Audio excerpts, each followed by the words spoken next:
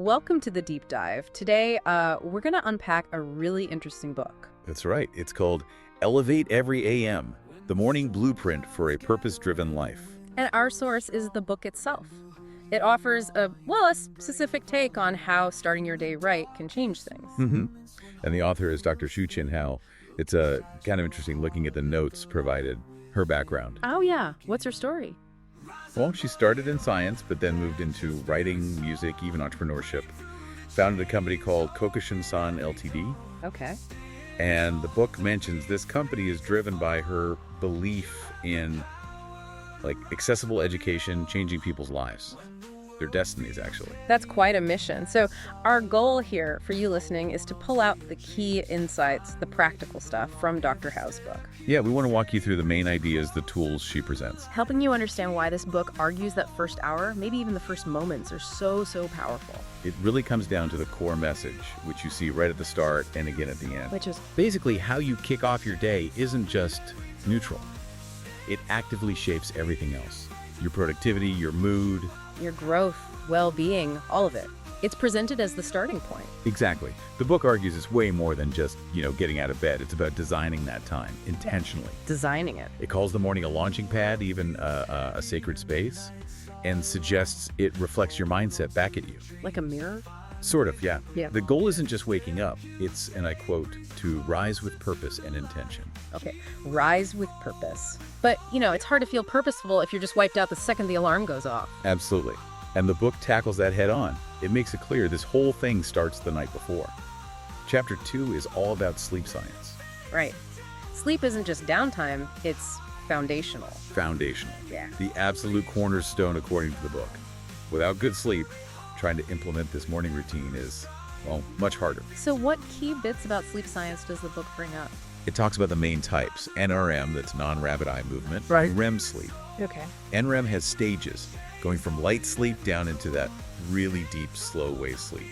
That's crucial for, physical repair. And REM? REM is when your brain is more active, the eyes move rapidly. That's vital for things like processing emotions, locking in memories, cognitive stuff. And if you don't get enough quality sleep, what's the cost? The book paints a pretty serious picture. Physically, it links poor sleep to metabolic problems, heart risks, a weaker immune system. Wow, heavy stuff. And mentally. Big impact there, too. Things like depression, anxiety. It messes with your thinking, memory, focused decisions, even creativity suffer. So good sleep helps you be more resilient, emotionally stable. Directly. That's a key theme. Better sleep builds that resilience, helps regulate mood, things you need for that purposeful morning. So step 1 is clearly get better sleep. What practical advice does the book give for that? How do you actually improve sleep? It lists quite a few actionable tips. Things like a consistent sleep schedule, same bedtime, same wake-up time, even on weekends if possible. That's a tough one for some people. Can be. Also, making your bedroom really sleep-friendly. Dark, quiet, cool. Limiting screens before bed is a big one. The blue light issue. Exactly. Avoiding caffeine or alcohol close to bedtime, getting regular exercise, but maybe not super intense right before you sleep. Okay. And relaxation techniques, deep breathing, maybe some light stretching or meditation. These are presented as, the essential prep work. Makes sense. You prep the night before to win the morning. Okay, so let's say you're working on sleep. Chapter 3 then zooms right in on the alarm clock. Yep, that very first moment. The book frames it as your first chance, your first decision point to take control. Setting the alarm isn't just functional, it's intentional. That's the idea. It's the trigger for your planned routine. And the book argues making that conscious choice has this cascade of positive effects. It really breaks down those benefits. Let's touch on some. Physical health. How does the routine help there? Well, by getting up on purpose, you make space for maybe some movement first thing. The book says this boosts metabolism, gives you energy. Sets a healthy pattern for the day. Right. Influences later choices, contributes to long-term health. Okay. And productivity, that's a big promise. An intentional morning, especially if you plan or do focused work early, is said to bring clarity. You get ahead of the day's chaos, tackle priorities before distractions hit. Makes sense. Get the important stuff done first. What about mindset? Happiness? Huge focus here. Morning practices like, say, gratitude, Mindfulness, affirmations, they can really shift your mood, cut stress, give you a sense of purpose right away. You're kind of choosing your attitude. Consciously choosing it, yes. Personal growth is another one. If you carve out even just 15-20 minutes for learning, reading, journaling, goal review, that fuels continuous improvement. Mental clarity for self-development. It even connects it to relationships, which seems less obvious for a morning routine. Yeah, but the idea is even small moments count. A quiet chat, mindfully listening to your kids, or just starting your day with an intention of empathy. It sets a better tone for interactions later. Interesting. And the last big one mentioned is fostering a growth mindset. Right. Practices like visualizing success or using positive self-talk, which we'll get into, actively build that resilience, that belief you can learn and overcome challenges. You're priming your brain. So the benefits are pretty wide-ranging. How does the book say you actually do it? What are the tips for setting that alarm successfully? The main thing is planning ahead. Know what you'll do when the alarm goes off. Set a realistic wake-up time. Realistic being key. Yes. Calculate back from bedtime, maybe adjust slowly. Use an alarm that isn't horrible, like a sunrise lamp or gentle sound. And this is crucial. Let me guess. Don't hit snooze. Bingo. Avoid the snooze button.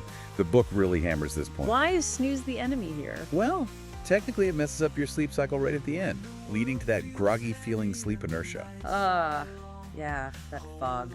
But more symbolically, in the book's view, hitting snooze starts your day with procrastination, not action. Delay, not intention. Okay, so resist the snooze, get up. What then? What comes immediately after? The suggestion is something physical right away. Doesn't have to be workout, maybe just stretching. Then incorporate some mindfulness. Set a positive tone, gratitude, affirmations. Create a nice environment. Yeah, make it inviting and establish your ritual, what works for you. The key is habit formation. Start small, track it. Don't beat yourself up if you miss a day.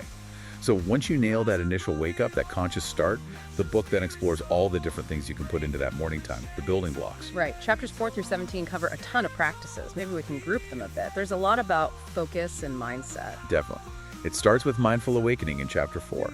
Just being present as you wake up. Simple breathing, noticing things. Not grabbing the phone immediately. Ideally, no. Then it builds on that with specific mindful breathing exercises later. In chapter 8, techniques like belly breathing or box breathing. Box breathing. Yeah, where you inhale for a count, hold, exhale for the same count, hold again. Simple, but presented as really effective for calm and focus. Okay, so presence, breath, what else for the mind? Mental preparation is big in chapter 7. Using visualization, picturing your goals, your success, and the power of positive affirmations, positive self-talk. Were these just like telling yourself nice things? The book frames it more actively, ways to build real confidence, reframe how you see challenges. And then there's journaling for self-reflection in chapter 12. Journaling comes up a lot in self-help. It does. Here it's positioned for self-awareness, tracking your progress, getting thoughts clear. It suggests different ways, like just writing freely or using prompts. So a lot of internal work, setting your direction for the day. Exactly. And this ties into cultivating a growth mindset, chapter 14. Using the morning to consciously choose growth over fixed thinking. Embracing challenges, learning from mistakes. Okay, that's a good chunk on the mental side. What about the physical aspects? Fueling up, moving, fueling your body, chapter 5. Stress is a healthy breakfast for energy, mood, metabolism. Nutrient-dense stuff, hydration, gives examples like avocado toast, smoothies, oatmeal. Practical ideas. And physical movement, chapter 6. Morning exercise benefits energy, mood, health. Key is finding something you actually enjoy. Yoga, weights, a walk, whatever. It also mentioned connecting with nature, chapter 11. Right. Even a few minutes outside can lower stress, boost mood, and critically, getting natural light. Why is natural light so important? It helps regulate your body clock, Yeah. your circadian rhythm, boost vitamin D, alertness. So opening blinds, getting outside early, big difference. Mind, body, environment. Got it. What about actually getting stuff done, managing the day ahead? That's where time management and prioritization, chapter 10, and mindful productivity, chapter 16, come in. It's not just about feeling good, it's about being effective. So making lists, planning. Yeah, strategies like to-do lists, time blocking, maybe the Pomodoro technique-focused work, bursts. And mindful productivity is about doing this with presence, not just rushing, making conscious choices. Things like all these practices would naturally help with stress and resilience too. For sure. Stress management, chapter 15, is kind of woven through. The mindfulness, the movement, the planning, they all help manage stress proactively. And building resilience, chapter 17. That's presented as the outcome. Consistently doing these things, self-care, mindfulness, tackling challenges with that growth mindset, builds your capacity to bounce back. And it even loops back to building strong relationships in chapter 13. Acknowledging connections are vital. Using the morning to set an intention for better communication, or just having a quality moment with someone.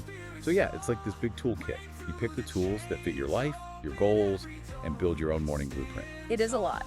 But chapter 18 tries to make it feel more achievable by sharing examples, right, of real people. Exactly. It lists a bunch of famous, successful people known for being early risers. People like Oprah, Richard Branson, Tim Cook. Michelle Obama, Jack Dorsey. Even The Rock. Yeah, Dwayne Johnson. And Ariana Huffington, Ben Franklin, Howard Schultz, Robin Sharma, across different fields. And the point isn't just that they wake up early, but what they do. Right. Their routines often include these pillars: meditation, exercise, planning, learning, visualization. It shows these aren't just nice ideas. They're practices used by people at the top of their game. It adds some, I guess, credibility or inspiration. Okay, so we have the why, the sleep foundation, the alarm strategy, all these building blocks. But making it stick, that's often the hard part. Chapter 19 tackles that. It does. The conclusion is all about turning this knowledge into a real, lasting habit. It stresses starting small. Don't try to do everything at once. Crap habits. Yeah, add one small thing onto an existing routine. Use visual reminders. Track your progress, but with curiosity, not judgment. What does that mean with curiosity? Like if you miss a day, instead of beating yourself up, just notice, wonder why that happened. Then get back to it. Design a routine that genuinely fits your life, not someone else's ideal. And be kind to yourself. Give yourself grace. Absolutely. Self-compassion is key. It's not about perfection every single day. It's about the commitment. And the book argues this commitment, this elevated morning, creates a ripple effect. A ripple effect. The idea that fixing your morning doesn't just improve the morning or even the day. It ripples out, improves work, health, relationships, creativity. Yeah. Your overall impact, your legacy even. That's a big claim. It is. But the book presents the morning routine as a profound investment. It calls it writing a love letter to your life. A love letter to your life. I like that. So wrapping this up for you, our listener, what this deep dive into Elevate Every AM really highlights is the potential packed into those first moments of your day. It offers a blueprint, a set of tools for building momentum, focus, and just, well, a better overall state right from the start. And maybe a final thought to leave you with, pulled straight from the book. It says, you don't have to wait for the perfect time. The perfect day begins when you do.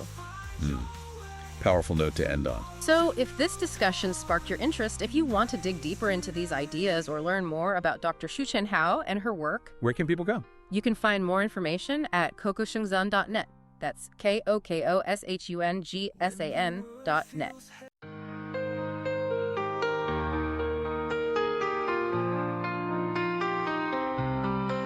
When the storm clouds gather and the winds grow strong, remember who you are, you've been brave all along. In the darkest moments when hope feels thin, look inside your heart, let the light within begin. Rise above it all, let your spirit soar, break through the chains, open every door. Stand tall, don't be afraid to fall. You have the power to rise above it all. When the world feels heavy and the nights are long, hold on to your dreams, find where you belong. Every step you take brings you closer to the light. Keep moving forward with all your might. Rise above it all, let your spirit soar, break through the chains, open every door. Stand tall, don't be afraid to fall. You have the power to rise above it all.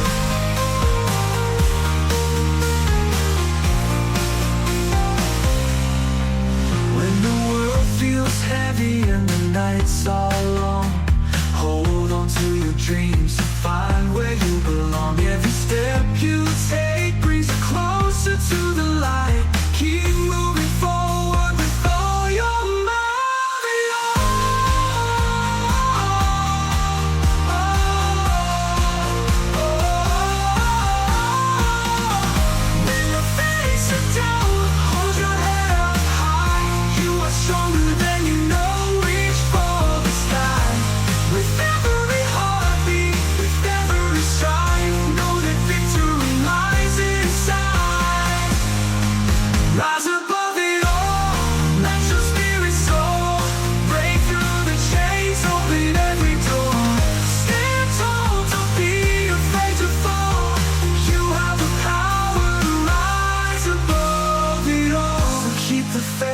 let your heart be strong. The journey is your own, where you belong. With love and courage you'll find your way. Tomorrow's a new dawn. Embrace today. Embrace today. So keep the faith, let your heart be strong. The journey is your own, where you belong. With love and courage you'll find your way. Tomorrow's a new dawn. Embrace today.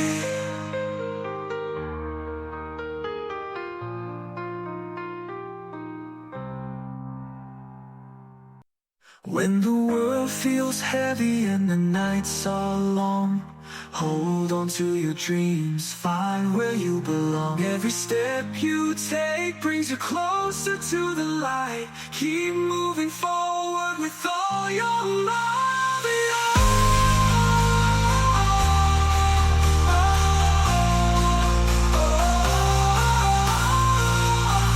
When the face is down, hold your head up high. You are stronger